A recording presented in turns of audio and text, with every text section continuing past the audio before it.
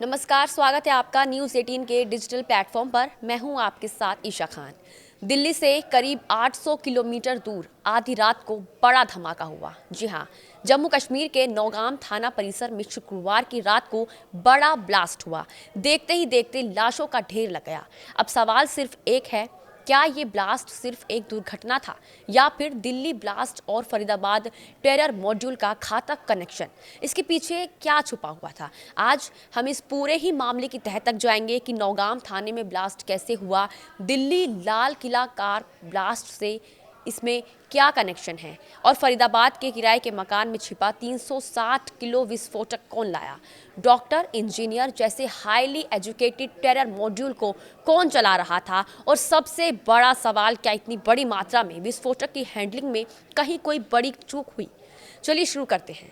जम्मू कश्मीर का नौगाम थाना बिल्कुल शांत रात। फोरेंसिक टीम, पुलिस अधिकारी और कुछ स्थानीय प्रशासनिक अधिकारी एक कमरे में बैठे थे। उनके सामने रखा था फरीदाबाद से लाया गया 360 किलो विस्फोटक का स्टॉक, जिसमें से सैंपल निकाले जा रहे थे। जैसे ही एफएसएल टीम अमोनियम नाइट्रेट की बैग खोली जाती है, सैंपल डिवाइड करते वक्त स्टैटिक फ्रिक्शन या इम्प्रॉपर टूल यूज से स्पार्क पैदा हो जाता है और विस्फोटक इंस्टेंटली रिएक्ट करता है। पूरा स्टॉक एक साथ डिटोनेट हो जाता है। धमाके की आवाज़ कई किलोमीटर दूर तक सुनाई देती है। थाने की इमारत कांप उठती है और दरवाजे उखड़कर उड़ जाते हैं और कमरे में मौजूद पुलिसकर्मी, फोरेंसिक अधिकारी और तहसीलदार तक मौके पर शहीद हो जाते हैं। 12 लोगों की मौके पर मौत हो गई और 25 लोग गंभीर रूप से घायल बताए जा रहे हैं। कुछ शव कई मीटर दूर जाकर मिले। कमरे की दीवारें टूट गई हैं और सीसीटीवी फुटेज में सिर्फ धुआं और आग ही नजर आई। ये दृश्य बेहद ही डरावना था, कुछ वैसा ही जैसा दिल्ली ब्लास्ट में नजर आया था।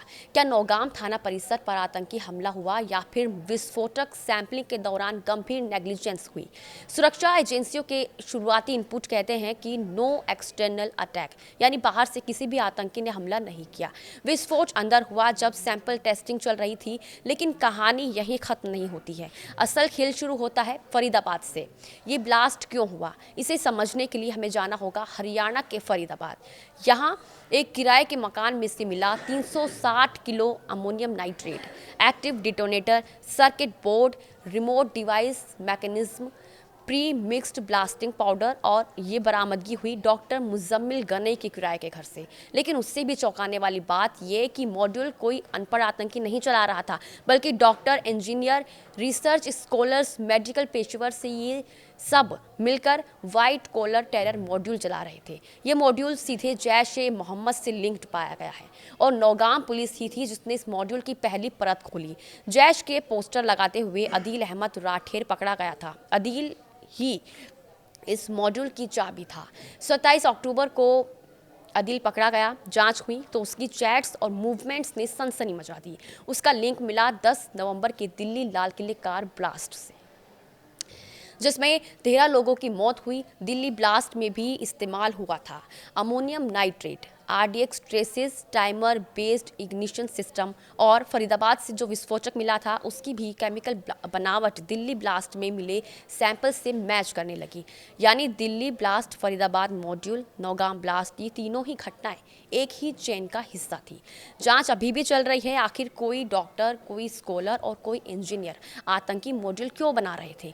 जांच एजेंसियों के अनुसार उन्हें पाकिस्तान स्थित जैश मॉड्यूल से ऑनलाइन रेडिकलाइजेशन मिली। टेलीग्राम और डार्क वेब पर इन्हें ट्रेनिंग मिली। इनके पास से हाई एंड एक्सप्लोसिव नॉलेज थी। ये भारत में low cost high impact blast की प्लानिंग कर रहे थे। लाल किला ब्लास्ट उसी प्लान का हिस्सा था और नौगाम में सैंपलिंग के दौरान हुआ एक्सीडेंट उनके नेटवर्क के असली खतरे को दिखाती है। 360 किलो अमोनियम नाइट्रेट अगर इम्प्रॉपरली हैंडल हो तो ये केमिकल बॉम्ब किसी भी बड़े आरडीएक्स ब्लास्ट जितनी क्षमता रख सकता है। धमाके की गूंज इसलिए दूर तक सुनाई दी क्योंकि मटेरियल क्वांटिटी बहुत ज़्यादा थी और एक कन्फाइंड रूम में रिएक्शन हुआ। फोरेंसिक सैंपलिंग गलत तरीके से की गई। स्टैटिक स्पार्क ने मल्टीपल ट्रिगर्स को एक्टिवेट कर दिया। ये दृश्य लाल किला कार ब्लास्ट जैसा ही था अगर एक्सप्लोजिव सैंपलिंग में इस्तेमाल होते सही tools, right temperature, anti static gear और blast proof room, proper PP, electric insulation, humidity control chamber, तो शायद 12 लोग आज जिंदा होते, क्योंकि अमोनियम नाइट्रेट किसी भी स्पार्क से डिटोनेट हो सकता है।